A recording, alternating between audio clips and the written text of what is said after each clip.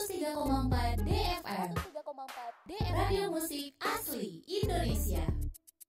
Oke DFM Mania, balik lagi. Ini kita udah masuk ke talk show Finansialku nih. Tadi temanya adalah layoff massal. Apa sih sebenarnya? Mungkin untuk DFM Mania yang mengikuti perkembangan dunia ekonomi ya, tidak asing dengan yang namanya dunia usaha startup. Benar banget.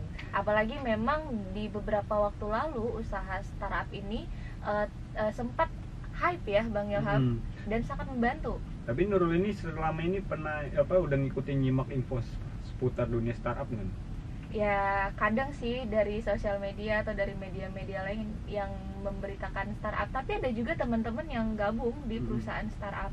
Tapi pertanyaannya, apa benar akhir-akhir ini banyak nih dari perusahaan startup yang pekerjanya sekarang terkena layoff atau PHK? Kabarnya sih begitu, Rul. Bahkan usaha berbasis e-commerce terpaksa harus mengurangi jumlah karyawannya secara besar-besaran.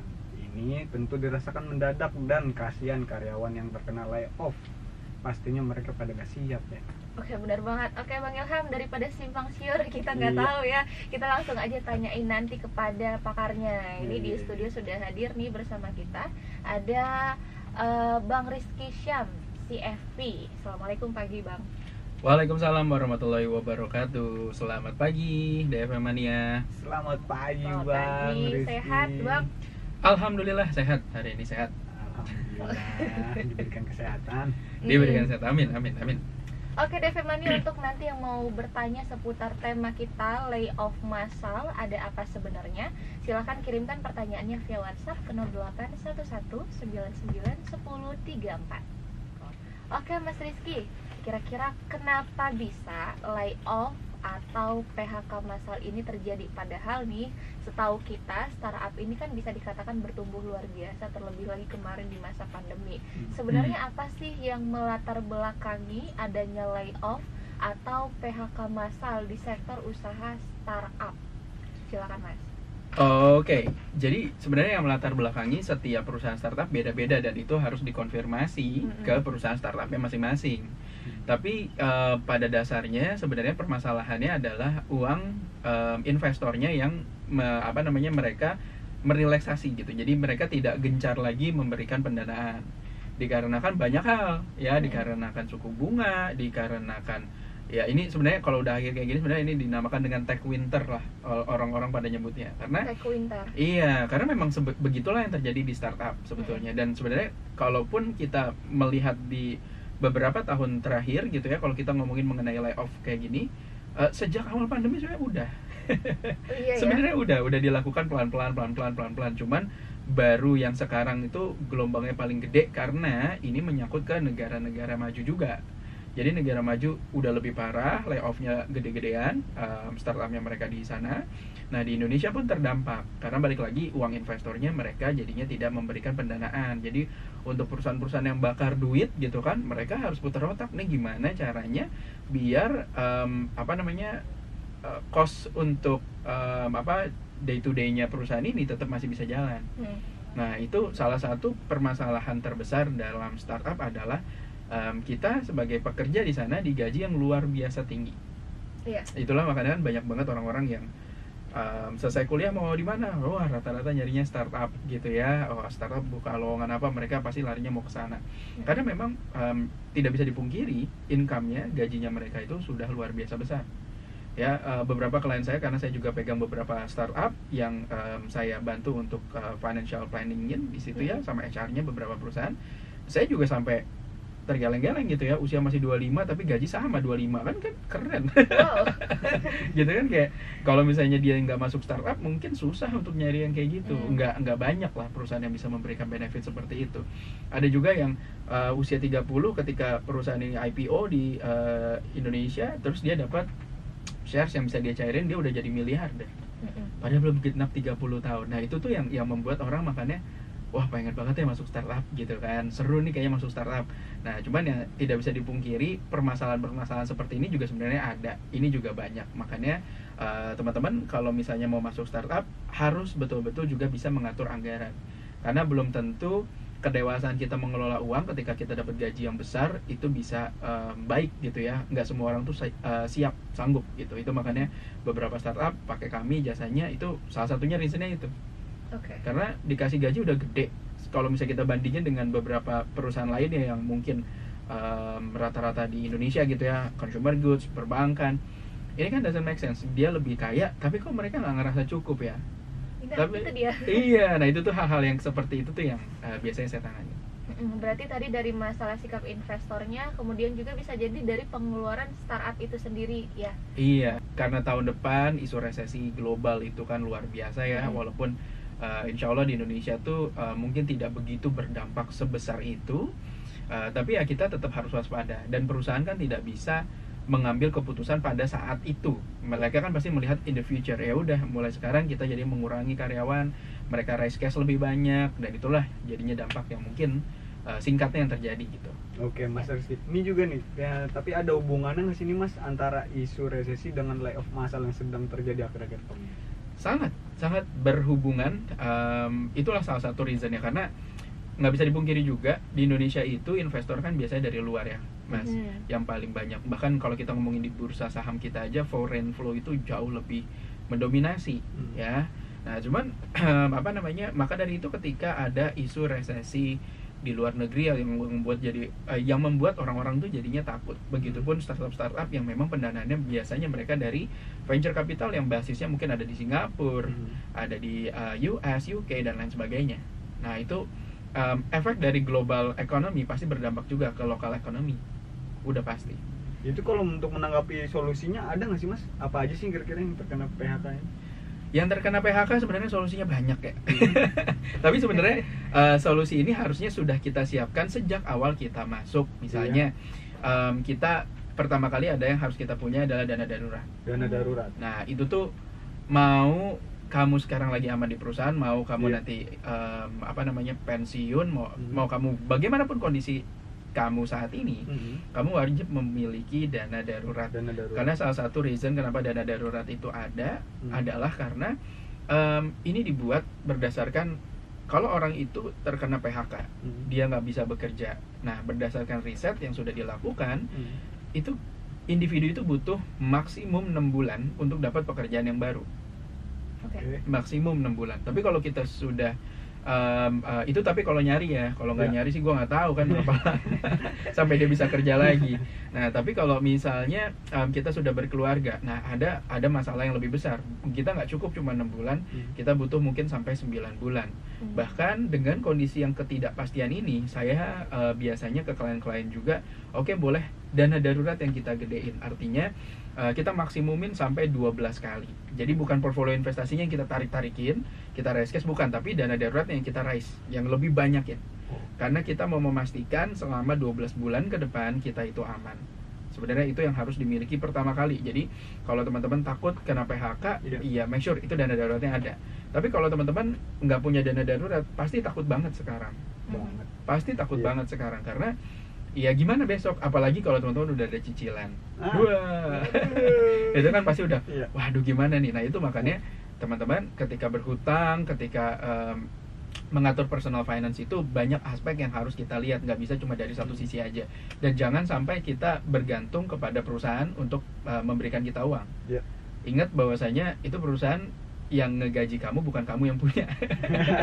Ya kan, jadi ya kita yang harus benar-benar ketika dikasih gaji kita kelola dengan baik untuk keamanan kita sendiri. Oke, berarti solusinya adalah kita harus memiliki dana darurat. Salah satunya ya. Siap. Oke, itu untuk mengantisipasi PHK. Kalau sudah di PHK, apa yang harus dilakukan? Kalau sudah di PHK, sebenarnya banyak hal ya. Yang paling penting adalah ya kita coba jangan menyalahkan diri kita sendiri gitu. Kita coba evaluasi sebenarnya kondisi kita itu seperti apa saja yang sudah kita pelajari dari perusahaan kita sebelumnya. Kita coba update portfolio kita di mungkin di LinkedIn atau portfolio kerja CV kita segala macam, biar nanti kita bisa coba apply lagi. Dan jangan takut untuk masalah hal itu, karena saya yakin ya orang-orang yang masuk startup itu juga bukan orang-orang yang mudah masuk. You know, kayak mereka pasti orang-orang yang terchallenge dari awal, orang-orang yang memang udah pilihan.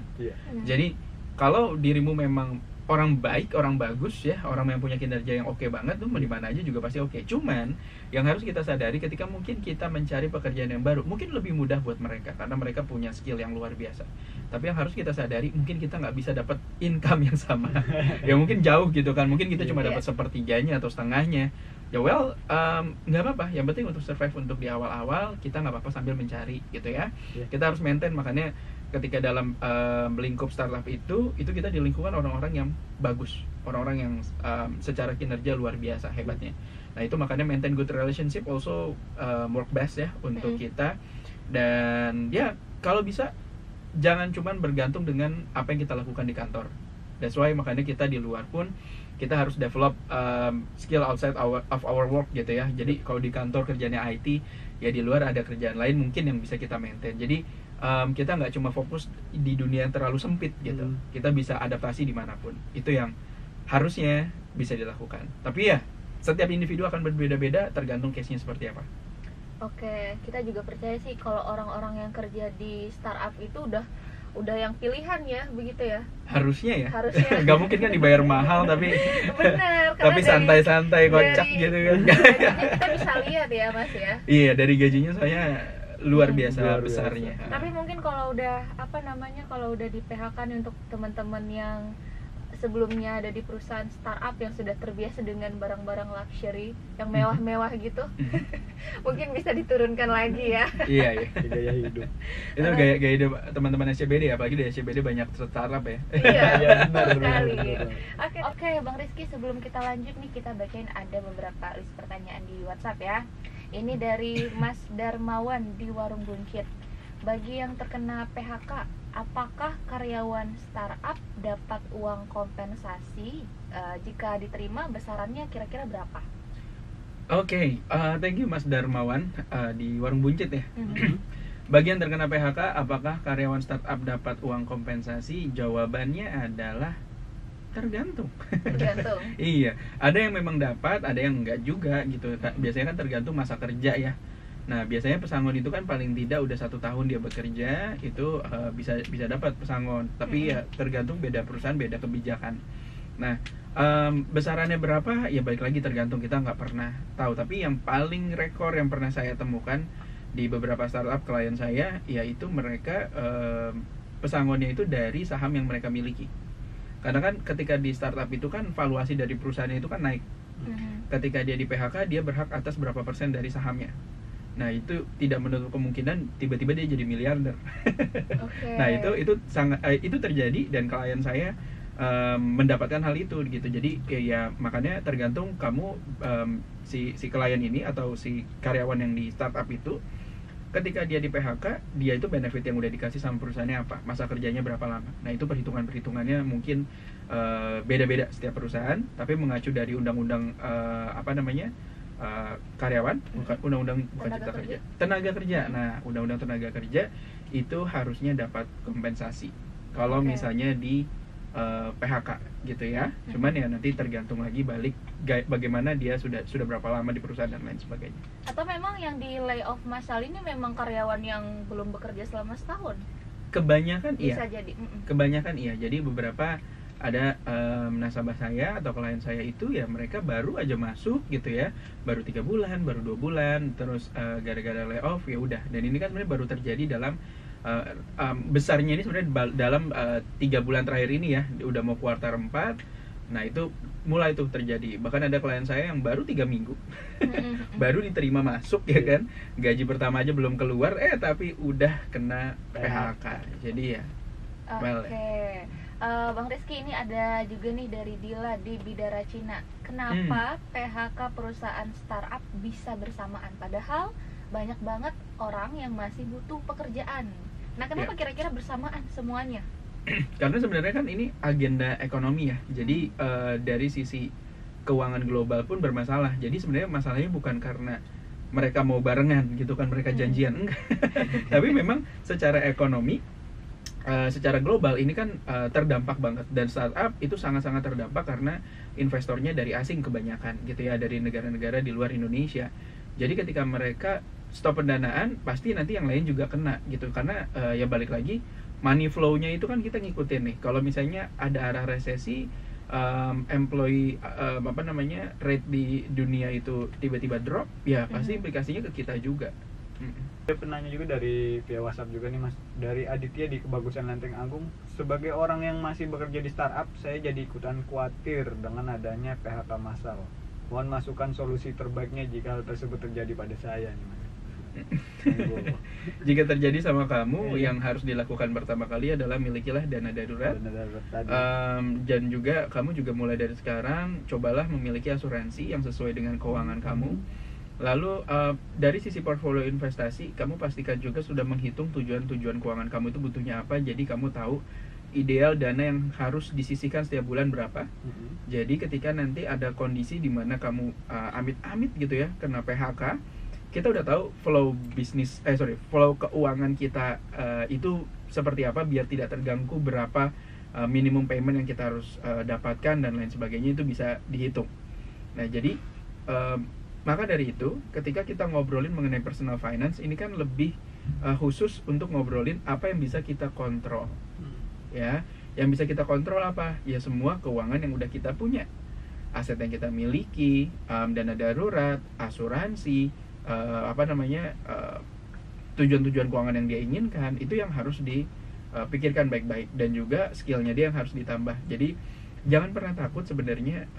Rezeki itu kan memang, kalau saya percaya Tuhan, balik lagi, semua kan memang udah ditakdirkan. Cuman seberapa siap kita untuk ngambil rezeki itu kan. Nah jadi ya persiapkanlah diri aja. Jangan pusing dengan hal-hal yang di luar kontrol kita. Jadi ketika terjadi resiko, ya kita juga bisa tenang, karena ketakutan orang itu yang di layoff dari startup itu adalah mereka susah untuk mendapatkan income yang sama. Ya kan? Nah, padahal yang paling penting dari sisi personal finance adalah gimana cara kita nyari uang. Dimanapun kalau misalnya kita jago nyari uang, ya network pasti harusnya tetap bertumbuh. Tapi ada orang yang emang gak jago nyari duit, itu yang jadi masalah. Dan itu mau di startup mau di mana juga itu jadi masalah. Jadi makanya saya terkadang ngelihat klien saya yang dia ada keputusan, Mas saya pingin resign gitu. Saya kenalan sama dia, saya coba pelajari dirinya. Dia punya skill itu untuk nyari duit, nggak usah takut. Dan ya udah bayar aja dulu, nggak apa-apa, kamu istirahat dulu, kamu capek ya gini ya udah, take your time, tenangin diri, jaga kualitas hidupnya kamu, jaga kualitas performa kamu kalau di kantor, karena dia mau dimanapun dia pasti bisa menghasilkan banyak uang kok, apapun yang dia lakukan. Nah makanya teman-teman yang masih takut untuk kena layoff dan lain sebagainya, biasanya dia juga nggak pede ke diri dia kan, cara dia nyari duit nanti ke depannya, cicilan dan lain sebagainya. Nah, itu harus diperhitungkan sih. Oke, Mas Rizky, kalau boleh kita katakan sekarang ini kan masa-masa gelapnya nih buat perusahaan-perusahaan startup. Dari sudut pandang Mas Rizky sendiri, ada nggak sih suatu saat nanti titik terang untuk perusahaan-perusahaan startup ke depannya? Sebenarnya, ini ya, kita ngomonginnya funding ya berarti ya. Saya juga nggak bisa melihat adanya hal itu ya. Saya nggak bisa prediksi. Kalau kita bisa prediksi, saya jadi dukun. Ya jadi nggak tahu juga. Tapi bagaimana. Kalau dari pola pergerakannya. Iya, kalau dari pola pergerakannya sebenarnya ini kan seperti kita melihat, mungkin kita bercermin dengan startup yang dulu ada yang sekarang ada di Amerika yang sudah mature, ya kan? Yang sudah mature itu dari sisi ya dia sudah lebih lama ya rekam jejaknya dari tahun 90-an sampai sekarang. Sedangkan kan kita tuh startup boom itu kan di bukan pada tahun 90-an, mungkin kita startup boom itu di awal-awal 2000 berapa ya, 2010 mungkin ya itu harus lihat data sih ya. Tapi kita itu kan bercermin dengan yang sudah lama, bagaimana cara mereka melakukan itu kan. Di US juga pernah sempat ada tech winter juga. Nah sekarang terjadi lagi. Nah jadi ya kita ikut flow-nya, karena kita nggak pernah tahu masa depan seperti apa. Nggak pernah ada yang tahu kan. Apakah startup masih hot, apakah beberapa tahun lagi startup bakalan bener-bener gun. Tapi buat saya sih melihat ya, dari sisi manusianya, manusia kita tuh kan hidup berkembang. Kita itu justru memang butuh teknologi ya, tapi mungkin ke depannya industri ini tuh sama seperti industri yang sudah lama, old economy. Misalnya orang pada bilangnya web 2. Kalau misalnya startup kan itu orang-orang relate dengan web 3 orang bilangnya. Saya dapat kata-kata ini dari klien saya yang masih muda, terus dia bilang, "Mas, saya mau bisnis web 2 dong." Web 2. Iya, web 2 bisnis biasa. Terus gue kayak, Iya. waduh, gue langsung rasanya old banget. Sedangkan dia tuh biasanya di web 3 gitu kan. Nah, jadi maksudnya saya, kita nggak pernah ada yang tahu, tapi dari sisi manusianya kita tuh memang mengarah ke digital. Jadi pasti tetap akan hot. Mungkin hanya fundingnya aja yang sekarang lagi di stop. Once ekonomi kembali, hopefully di tahun 2023, harapan saya yang paling besar adalah ekonomi Eropa kembali pulih. Suku bunga di mancanegara, di negara-negara maju, The Fed menurunkan suku bunganya. Jadi negara-negara itu bisa bertumbuh lagi, tidak terjerat kayak sekarang dengan inflasi yang cukup tinggi di semua negara benua. Harusnya ketika itu semua sudah bisa diredam, ekonomi kembali membaik, startup kembali bergeliat lagi, harusnya. Oke, juga nih untuk DFM-annya dan juga Mas Rizky, Bang Ilham, akhir-akhir ini banyak juga nih kayak penipuan cyber nih, mentang-mentang perusahaan startupnya banyak melakukan layoff massal, banyak nih yang dapat chat via WhatsApp, mungkin dari sebuah marketplace katanya menawarkan pekerjaan, bla bla bla. Itu gimana tuh, Mas? Itu lucu ya. Jadi kalau misalkan dipikir-pikir kurang make sense gitu, di mana perusahaan startupnya melakukan layoff massal, tapi di satu sisi ada banyak oknum yang tidak bertanggung jawab mengirimkan seolah-olah kita ditawarkan untuk bekerja. Nah itu DFM-nya harus hati-hati juga ya. Iya, tapi I don't think orang-orang yang memang bekerja di startup company ya, mereka tidak bisa memfilter scam-scam kayak gini sih. Iya. Ya, harusnya enggak. Cuman mungkin buat orang-orang yang baru, yang belum pernah bekerja, itu sasaran empuknya, ya kan, disuruh upload KTP dan lain sebagainya. Habis itu itu pinjol mungkin datanya. Gitu. Nah, itu makanya teman-teman juga harus jaga betul-betul, karena kita adalah penjaga pintu rumah kita sendiri. Ya, jadi ya kalau kamu tidak mengupgrade ilmumu, ya kamu kebobolan maling ya tentu bisa. Jadi ya kita memang harus sadar bagaimana, apakah itu benar atau tidak. Cara verifikasi juga kan nggak susah sebenarnya. Benar. Ya nggak, kalau kita mau misalnya ada startup yang nawarin pekerjaan, kita ngomongin e-commerce lah ya, yang paling familiar di Indonesia ya. Startup itu kan rata-rata konotasinya tuh ke arah situ, atau perusahaan financing kayak gitu. Nah, untuk menghubungi layanan ke mereka itu kan juga nggak susah. Ya paling nggak kita harus cari tahu dulu memang mereka buka lowongan atau tidak, baru kita bisa apply. Gitu sih. Mas, seperti tema kita hari ini sepertinya layoff atau PHK massal nih bisa menjadi problem banyak tenaga potensial dan usia produktif. Kira-kira nih Mas, dari tanggapan Mas sendiri, solusinya seperti apa nih Mas dengan adanya seperti ini? Solusinya yang seperti tadi udah aku sampaikan, yang penting adalah kontrol apa yang bisa kita kontrol.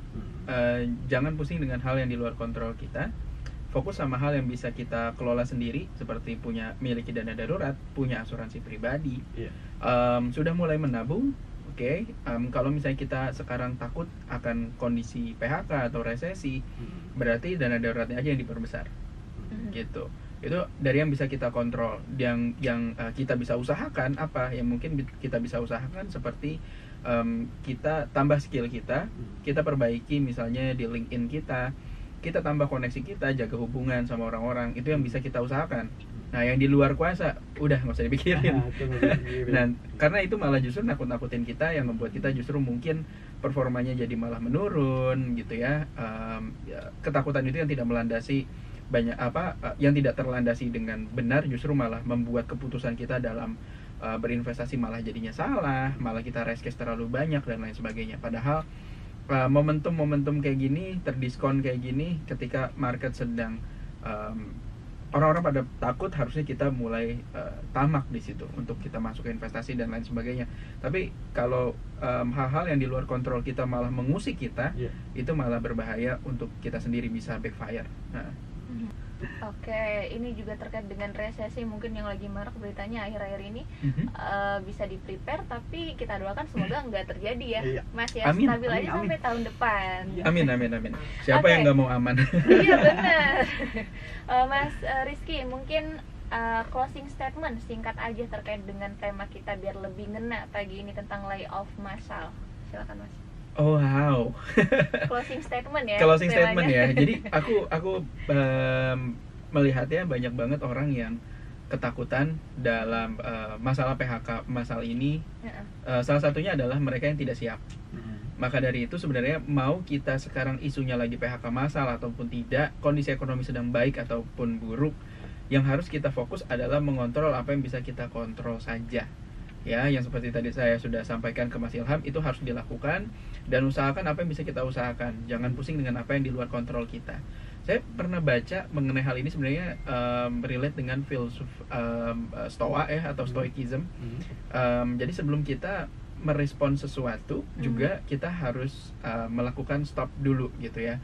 Misalnya ada isu kayak gini, kita coba stop dulu dan kita coba thinking dulu ya. ST, stop thinking, assess, dan respon. Jadi donkey bridge-nya adalah STAR, stop thinking, assess, respon.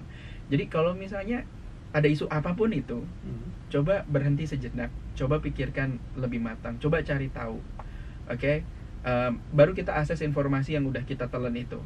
Coba tenangkan dulu diri kita, jangan takut. Baru kita responnya seperti apa. Semoga teman-teman yang dengerin di hari ini dari pagi sampai sekarang dengan musik-musik yang asik dari tadi aku juga dengerin. Semoga teman-teman bisa mengakses informasi ini lebih enak. Ibaratnya kalau dikasih makan, ini udah aku kasih bumbunya. Semoga bisa dicerna dan teman-teman bisa respon dengan baik gitu. Good luck buat teman-teman yang masih berjibaku di startup company. Buat teman-teman juga yang mungkin nggak di startup, be careful. Bukan orang-orang yang di startup aja, kerja biasa pun ya itu juga bisa kena layoff kok.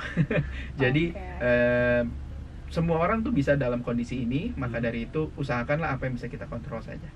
Gitu. Thank you. Untuk Mas Rizky Syam, CFP selaku perencana keuangan finansialku.com. Terima kasih banyak Mas. Terima kasih banyak Mas. Sudah menyempatkan Terima untuk kasih datang banyak ke studio. Untuk DFM Money juga terima kasih banyak yang sudah menyimak dan mengirimkan pertanyaan. Akhirnya wassalamualaikum warahmatullahi wabarakatuh.